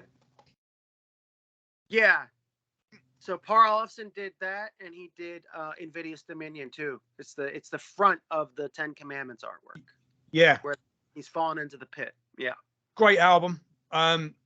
Slaughterhouse. Everything. Yeah, Slaughterhouse is brilliant. United Hate is fantastic. Again, I mean, I've maybe a little lacking of standout tracks, but again, it's always good whilst it's on. It's always it sounds great. There's fantastic solos on there. It sounds great. It sounds great. I think, you know, Eric Rutan is an amazing producer. I think he could have spent a little bit more time on that record. There's the funny thing about Invidious Dominion is that the standout tracks are huge standouts, but the letdowns are like huge letdowns. A Corruptor is a really bad Malevolent Creation song, I have to say. It's like the one about being fisted or something. Not just lyrics, just a bad song musically. But the standouts, I think Gus wrote one of the best songs on there. And the title track, Invidious Dominion, is one of the best songs on there. Yeah. Slaughterhouse is the first video they ever made. That song's Yeah. awesome. United Hate. But there's a lot of, filler. Brett didn't write as much. He kept repeating lyrics, repeating verses, and it started to get a little lazy. So, if you have like 4 verses in a song and you only have one verse written, you just got to keep repeating that verse. And Invidious Dominion is kind of like that. Yeah. I think that was their last Nuclear Blast. I think this is the only one they've done for Nuclear Blast, wasn't it? I'm not sure. They Dominion, or no, Doomsday. Well, War Cult in Europe was Nuclear Blast. Doomsday X. Doomsday. Well, the one I've got here is Massacre Records. Yeah. But in Europe, it was. I think Massacre licensed it, but it was on Nuclear in the U.S. Yeah. So Will to Kill was Nuclear Blast all throughout Europe. Then after that came Doomsday. No, War Cult was Nuclear Blast. Doomsday X was Nuclear Blast USA. And then Invidious Dominion was their last for Nuclear. Yeah, I think Gio is a really good addition to the band as well. I think he's done some great work on these last 2 albums. He did the last lineup, but he helped write the best song on Dead Man's Path, actually. Yeah. My so favorite. Let's go with Dead Man's Path. Mm-hmm. The Century Media. Yep. The final true album, shall we say? I think this is fantastic as well. I love the Dead Man's Path intro. Again with the like spoken word. It's like memorial arrangements. Yeah. And God, hold on, let me grab that one. Fuck. Yeah, I love this record. It's way better than Invidious Dominion. It's got Soul Razor. Soul Razor's awesome. Dead Man's Path is kind of like that intro from 10 Commandments. And then Corporate Weaponry. And these are a lot of these songs came from the demo of that was called Path to Malevolence. But my favorite song on here is Resistance is Victory, which will piss Phil off because he didn't write that song at all. The cool. On this edition, you get 2 re-recorded Stillborn songs. Justin DePinto, who drummed on Will to Kill, returns to the band on this as well. Apart from that, same lineup as the last one. Then you got the cassette, which comes with this t-shirt. That's the only thing I do not have. That's the only Malevolent Creation thing I do not have. This is cool because it comes with demo tracks that Gus drummed on. I know, and I remember Repulsive Echo telling me about that, but they didn't send me one, and I couldn't figure out where to find it. But I do want to show you some interesting Malevolent Creation. Just for the audience's thing there, this is a recreation of the 1990 demo artwork. Yes. That's I saw that they re-released the CDs of all the demos, but I would like to show you. Since I'm fired up with adrenaline right now, you fucking got me so fucking worked up with all this shit. I'm going into my fucking warehouse it's like a record store in here. But this is what I was talking about. The Envenom tapes on Back on Black. Can you see that? Yeah, I can. Yeah, it's Back on Black. Are they good additions as well on Back on Black? So I might get them. Oh, they're not remastered or anything, but they're all legit. Yeah. They sound good as Fine Art of Murder. If the CDs are the same, I might just get the cassettes. They're all the same, but they're just kind of updated a little bit. but this is the Holy Grail of Malevolent Creation cassettes. Oh shit! I don't know if you see that or not. Yeah, it's a bit bright, but you can make out what it is. Yeah. The best of. Yeah, but I have all of them. I got yeah. After I never got. And the only one I don't have is the one we were just talking about. But no, Dead Man's Path, I think, Path is a fantastic album. A great way to finish this run. It was the last album with Barrett, unfortunately. Then things get really messy. Then the band split. I remember being just looking through Facebook that day, and each band member announced one at a time that they left the band. And then obviously with what happened with Brett, and then Phil announced that he had put a new lineup together, and things just got fucking weird amongst fans. People were fucking arguing, and I got a load of shit for basically just saying I'm just gonna wait and see what they come up with, because I can't see how these four individuals aren't going to come up with a good album. Whether it, like, can we just wait and see? That's all. And I was my opinion. Let me just say my opinion on 13th Beast is that it's In Cold Blood Part 2, and that that's an interesting take. It's the segue for whatever comes next. Yeah. You know, I don't think Phil is comfortable with ever letting too many years go by between albums. So I think that whatever comes next after 13th Beast is going to be really interesting. Yeah. Okay. It's not a bad album, and I know that Lee Wallischlager had a lot to do with it, like almost everything to do with it. He pretty much wrote more or less the whole thing. Yeah, but on the 11 tracks, I think he wrote 8 of them completely. Yeah, and even actually more than and even the other ones he's still involved in. Yeah, so he did a lot of work. And I feel sorry for Lee, man, because I think he was handed a bit of a poison chalice. Let's be honest. Yes. And Phil was. I don't even have the Century Media version of that because they didn't put it out in the U.S. It's a different label. Yeah. But his dad died, his grandfather died, and Brett died. Like, you don't want to make a fucking record when you're going through all that shit, you know? So, and when you're due for another record and you're going through all this shit, you have to.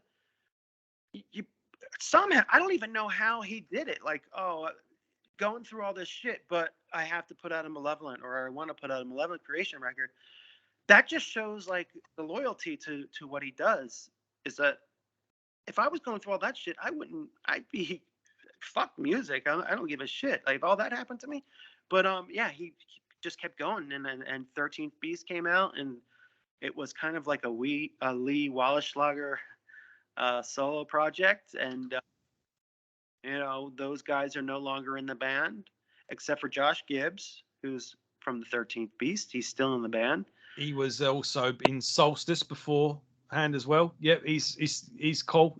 I saw them on this tour. I saw this lineup live, and I've become friends with Lee. I think he's a really good guy, and it was just I became friends with Lee too. I just think that he was thrown in at the deep end. Yeah. And when you at the deep end, and you don't do as good of a job as people expect you to, you're already marked. Yeah, and the thing is, where the band had split, so there was a lot of shit being flung around, and people were taking sides, and but then with Brett unfortunately getting cancer and then succumbing to cancer, they just got even more raw, and it was like he didn't stand a chance, did he? But it was like, what was he supposed to do? Say no? Like, exactly. Yeah. Yeah, not only did he replace Brett before he died, but then like they had to replace Brett with somebody, and then he was still that guy. So yeah, it was like two kinds of backlash. It was a replacement for the original singer, and then the original singer died. So it was hard on Lee, and I think that he wasn't quite ready to deal with what he wanted to deal with, which I can definitely relate to that. But it was cool that he did, because if he hadn't have stepped in, then we would still be still waiting for the follow up to Dead Man's Path. So if it didn't help them out, they'll be waiting. But everything aside, and some people go, it's not really Malevolent without Brett, and it's like, even if you think that this is a great album, I do think this is a really good album. And if it bothers you, just pretend that's not there and just listen to it on its own merit. It's still great. It fucking slays in places. I didn't like it for a long time. I didn't like it for the first year that I was listening to it, but then I started listening to it again, and I let my guard down and I stopped thinking about where it came from, and I like it now. It's really brutal. It's sick. It's a Malevolent Creation record. It's just Cold Blood Part 2. Yeah, no, I think that's a cool take. So, and that's where we are, folks, up until now. Just a few other bits to cover before, after this was released. Geo and I don't know if it was any other members, but Geo and Brett went on to form Fire for Effect, and they were recording. I don't have that, which really bothers me. Try and get hold of a copy if you can, man, because this is really good. This is a good follow-up from Dead Man's Path. He sent me one of the tracks that he started working on, and then I never heard anything about them since. And now you have a fucking CD. Yeah. That was the last. Me and Brett used to trade songs with each other. We used to trade, oh, check this out, and he would send this. And the last thing he sent me was that Fire for Effect song. And I don't remember what it was called, but I thought it was awesome. It's the one where he's like, I don't know, but it's just he didn't get to finish the whole album, right? It's just like a couple songs. It's 4 songs and an instrumental. Yeah.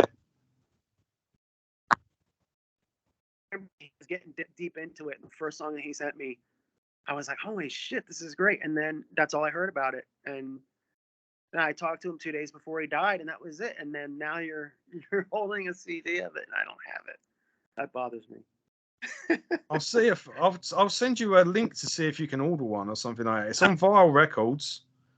I probably just looked for it, Yeah. I just need to look. But you got Gio Garessa on from the last 2 albums with Brett. You got Derek Roddy on drums, Tony Choi on bass, Eric Bukowski on guitar. I don't know if Tony Choi actually plays on it, because I remember Brett saying that Tony Choi gave them some kind of ultimatum. I don't want to talk shit. I'm just saying what I was told, that Tony Choi said, if you don't give me a certain amount of money, I'm not going to play on this record. So it might be a different bass player. Yeah, it says Tony Choi on Metal Archives, but actually on the CD, it's actually Paul McBride. Yeah. So, yeah. Tony backed out. Yeah, Brett Hoffman, Gio on guitar, Paul McBride on bass, and Derek Roddy on drums. So, yeah, you was right to say that. But, yeah, worth checking out for the audience's benefit. I thought that he had an all-star band going on, and he did. He had Derek Roddy and Gio and Tony Choi, and then I remember him telling me Tony gave him an ultimatum of some sort, like, you guys can use my name, but you have to give me this. Like, if you're doing an underground band, it's not about money. You can't pay somebody a salary. So I bailed because he wanted money for starting a band. But and that pissed those guys off. And then Brett got sick, and then that's his final recordings right there. Yeah. Did you ever hear Down the Drain? Oh yeah, we took. Oh, did you? What, CKY? CKY Down the Drain. We did a week and a half. Oh, that's where you did the tour that you mentioned. All right, okay. Yeah, pretty cool album. It's of its time, I think, but it's worth. It was something to listen to after Doomsday. After he left the band after Doomsday X, it was something. If you still wanted to hear Brett's vocals, you could get the Down the Drain CD. Yeah, he had such a unique vocals. It was so scratchy and harsh and again cold. Yeah, not guttural. It's anger. It's like that's what he sounds like. What it sounds like when you're screaming at somebody, when you're pissed at them. You sound like Donald Tardy. You don't sound like Luke LeMay or Patrick Mameli when you're screaming at somebody. Brett, Glenn Benton kind of sounds like that, but when you're angry, you just scream like Brett Hoffman does. So Yeah. that's what death metal, I think. So we're through the catalog now. I'll just go through some live albums. We've got I've got 2 DVDs here. Lost Commandments. You've got 2 shows on this one. Yeah. This is when Brett rejoined the band. I think one of them's one in Paris and one at Party San.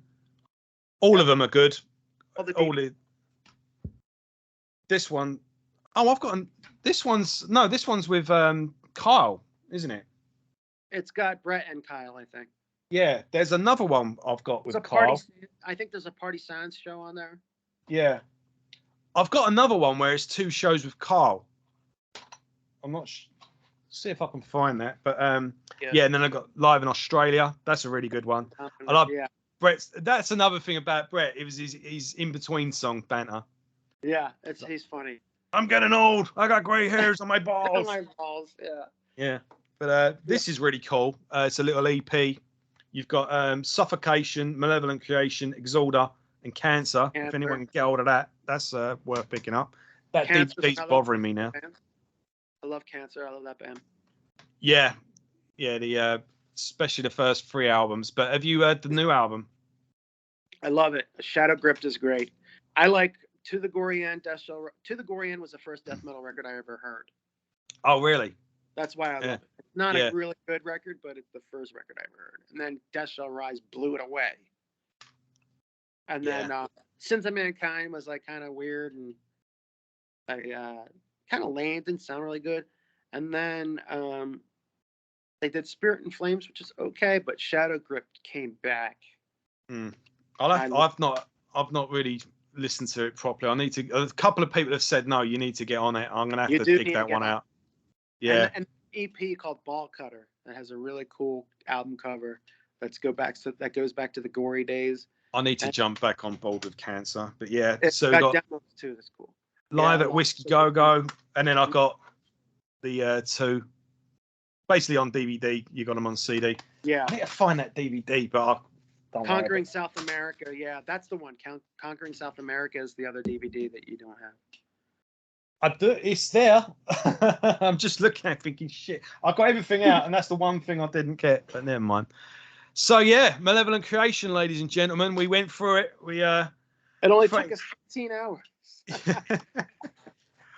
So we might as well go into this new lineup. I mean, you saw them a few weeks ago. You joined them on stage and did a few songs. What do you think of what's going on with the band now? Do you think there's a? I heard some new tracks. Phil is now in a position where he couldn't do the tour for the 30th anniversary of Retribution, which went around the States for I think 6 weeks. And it's Ryan Taylor doing vocals. He's from Solstice, a really young kid. Thrash or Die. I've interviewed Ryan a few years ago. I don't know if he remembers, but yeah, I interviewed him around the time he did Thrash or Die, and he had just joined Solstice at the time. But yeah, really talented. Got so much done at he's 25 years old. He's already have so much shit under his belt. Josh Gibbs left over from 13th Beast and Solstice is amazing fucking bass player, and Ronnie Palmer replaced the drummer from 13th Beast. And I gotta say, Ronnie Palmer, I can't believe that guy. He's awesome. Yeah, I saw him drumming for Malevolent on their tour they did in Europe, supporting Batushka, I think they're called. I don't know, but he is just a professional. Yeah, it's just about him making. He just wants to do the best. I know those kinds of musicians. They just want to do the best job they can. They don't have to love the songs they're working on. They don't have to. They just do a great job. You know, I know he loves the band, but he's just so pro. And when I went up and I did the whole show with them in Pomona. Oh, I thought you just did a couple of songs. No, so you did the whole show, yeah? The whole show. Oh, and fuck yeah. Me and Ronnie we never even met each other, and we got up there and we were so locked in that I knew when to stop screaming. And he hit the crash cymbal. There's a couple of times, if you watch a video of it, where me and him stop at the same time, and I make the sound of a crash cymbal, and he hits the crash cymbal. So we were like interlocked. it was just really weird. It's one of those things that musicians have, like this communication with no words. Like, you know what they're gonna do, they know what you're gonna do, and we never met each other. It's just when you get to that point where you just need to look at each other, like you just we didn't we didn't even look at each other. It was just, this is where the song. It would be cool if the song stopped right now. Yeah. And we both stopped, and it just worked. It was one of the best nights of my life. It's a really interesting story. I had no idea I was doing it when I got up. It was like 3 PM. They told me they were in LA. I had no idea. I drove over there. 2 hours later, I was ready to go on stage. It's just really fucking funny. And we had a great time, and we did, a bunch of songs, and it's just one of life's surprising things. Like, you just think it's going to be an ordinary day, and then you get a phone call, and you're like, wait, what? Oh, I'm there. You end up singing for your favorite band. Yeah, it was interesting. Yeah, it would have been cool if Phil was there, but he fell and got hurt, broke some bones, and couldn't go. So you're pretty confident that a new era of Malevolent Creation is on the way. You're confident that this.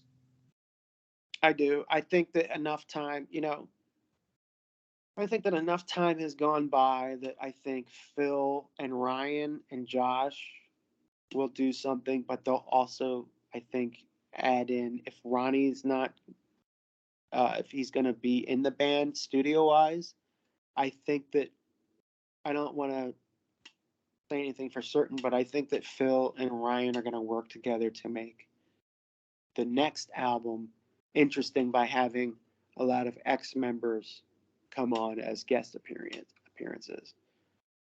It'd be cool to have John Rubin back. It'd be cool to have Gordon come back. It'd be cool to have Kyle come back and do something. That's what I would see happening, but it's up to Phil, But for the 14th Beast, I think it would be cool to have everybody that's in the band now bring in a lot of people from the past, like Alex Marquez. Maybe they could, make up with Jay Black and do something. They could all the people ever involved in the band that are still alive and still working could make the 14th record. Rob Barrett and one. Hopefully, yeah, it would be cool. Like, hopefully you'll do some backing vocals on there as well. I would. I don't have to, but I would. But I think it would be great if everybody that was ever in the band came back and did something for the next album. But it's up to them. Yeah, cool. So let's finish off. Tell me about this new album you've got coming out. I'm gonna. Oh no, it's out. It's already out. So. No, it's not out yet. Oh, it's not out. Sorry. I can't say much about it. The first 96 Bitter Beings album is called Campaign. It came out in 2018, and the new album we signed with Nuclear Blast is called Synergy Restored. It's coming out near the end of the year, not too far from now. And we're leaving on tour July 19th, starting in San Diego and ending in August 20th at the Whiskey in LA. So are you doing a lot of you're rehearsing now? We're rehearsing. I got a lot of other things happening that I can't talk about right now, unfortunately. Right. So it's going to be great. We've got the hard stuff out of the way. We're connected now. We're on the. Yeah. When the album comes out, will you come back on and talk with me? Absolutely, and I promise it will not be 2 hours long. This has been great, man. I knew I always put Malevolent Creation off because I knew I had to do it properly. I wanted to get you on. If you didn't do this with me, I didn't know who I was going to do it with, or even if I'd bought. So the fact that this is 2 hours, I wasn't even. Or more. I don't know. It could be 2.5 hours. But the problem is that when anybody tries to touch on something that I love, you're not going to shut me up. Yeah, exactly. So that's just this has been great that it's been 2 hours, but been fun. Like I say, thank you. I know you're busy, and I know it was complicated with the times and everything, but this has really meant a lot to do this with you. You're the person I wanted to do this with, and it's been great talking to you and great meeting you finally as well. You too. I appreciate it a lot.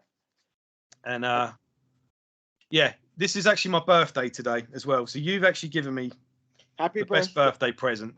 But sitting down and talking Malevolent Creation with me. That's an honor. Would you like? Which birthday is it? 38. 38. Yeah. Wow. I remember that. I think I remember 38. I can't remember my 38. But 40 is good. 40 is a good one. I'm not worried about 40. I'm going to be a wiser, fitter, all round better off at 40 than I would have been at 20. So yeah, it's all good. So yeah, as again, man, just thanks. It's been great talking to you, and thanks for coming on the show. My pleasure, man. Whenever you want to talk, just try to shut me up. And maybe when I stop recording this, we'll have a little talk, and we'll try and decide if you want to come back on and do another band. How about that? Well, I'm just afraid that my phone's going to die any second because it's literally on 2%. Right. Let's. So thanks for watching, everyone. And this has been great. Deron Miller. Check out 96 Better Beings. And thanks for watching. We'll see you later.